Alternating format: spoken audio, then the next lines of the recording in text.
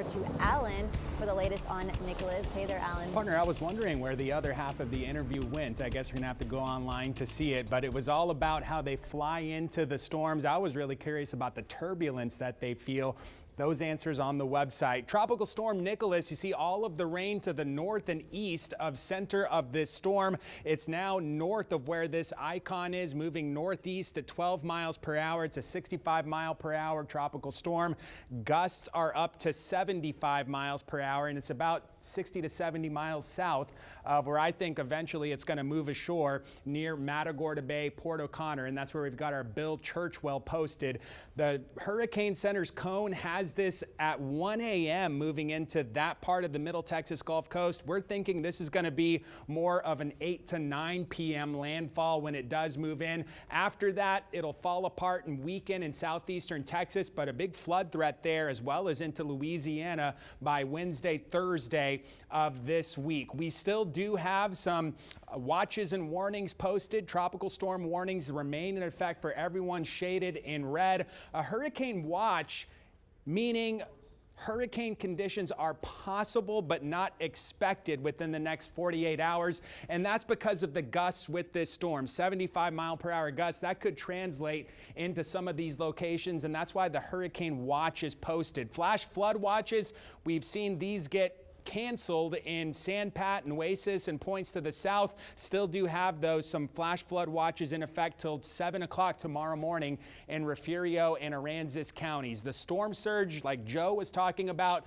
is going to be going down for these yellow shaded areas. Still looking at a 3 to 5 foot surge in the Matagorda Bay area as this storm is going to move in that direction. But the farther north this goes, the more north and northwest our wind is going to go. So as that happens, some of the bay side of the barrier islands, the canals, the backside of Mustang Island may get some inundation, but from the bay side, as those winds start to come in from the northwest as Nicholas also moves to the north. So the radar is showing the circulation. Look at how quick this is moving. It's right in there. It's about 20 or 30 miles from where the 4 o'clock update was. That's going to be moving into Matagorda Bay fairly quickly. You can see it's not that far off. That's why I'm saying that's not going to be a 1 o'clock in the morning landfall. It's going to happen prior to that as this storm moves in that direction. We have already picked up anywhere from 2 to 3 plus inches of rain. These are the radar estimates over the last 48 hours.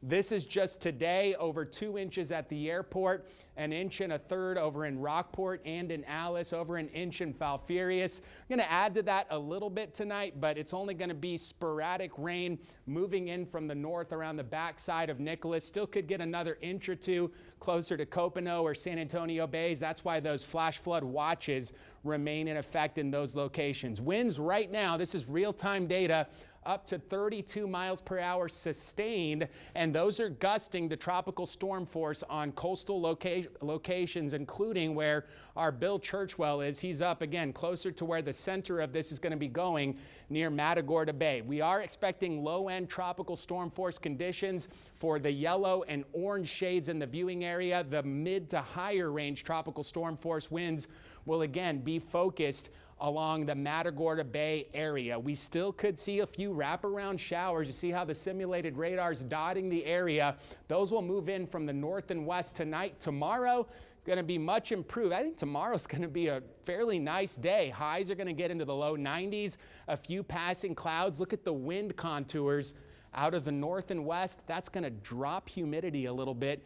I'm telling you, it's going to feel like a pretty nice day of weather tomorrow, considering just 24 hours prior, we will have had a tropical storm pass by within 100 miles. It's 83 degrees right now, cloudy skies, nice for, mid-September's sake. North wind at 17 miles per hour. SPID is dry right now.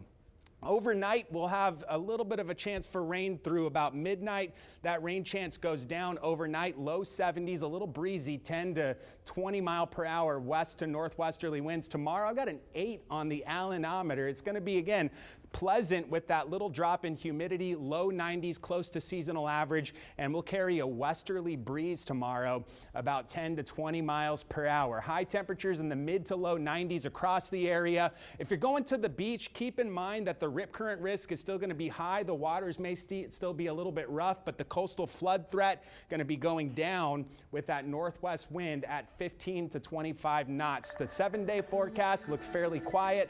Little uptick in the rain chances Friday and another couple of days for rain Sunday and Monday, but I don't see anything really meaningful ahead of us. High temperatures topping out in the low 90s over the next 7 days. Rudy, Leslie. Thank you, Alan. Take a look at this. This is what